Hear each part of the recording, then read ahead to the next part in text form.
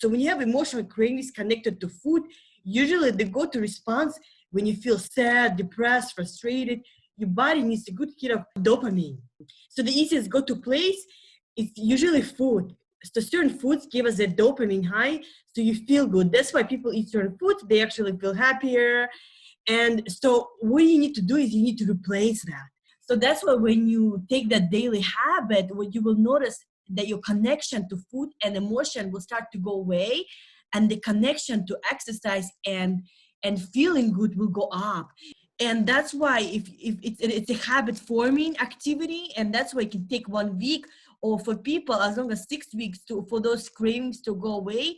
And really depends on what is that you're doing to stimulate that dopamine in your body. So that's why it's important, because most people is they get dopamine from food. So what you have to do, you just have to replace it with something else that's going to give you that dopamine.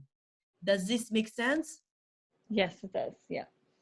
And that's when you're going to see those emotional cravings seriously go away in a matter of a week, or when you really accelerate the other activities that bring you joy. And it's going to create the new connection in your brain. Does this make sense? Mm-hmm. Yeah. What's going to get in the way is the way you talk to yourself. One thing that people love is being right. So, for example, if you tell yourself that you cannot do something, you will find a way to prove yourself right. Decide what you want more. You want to be right, or you want to be healthy. So if you want to be healthy, you have to put aside your own objections. So, for example, if you say how something is really hard, your brain is a very creative organ. It's going to find an answer to your question. So if you say something like, it's so hard, your brain is going to find a way why it's hard. But if you say to yourself, why am I so good at exercise? Your brain is going to find a way why you're so good at it. And it becomes a lot easier.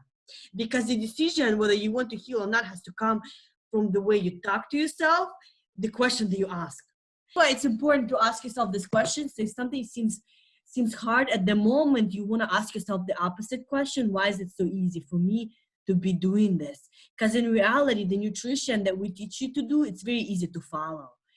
And once you really start focusing on other things that are in your life and not have to worry about the food, then that's when it becomes just so much easier.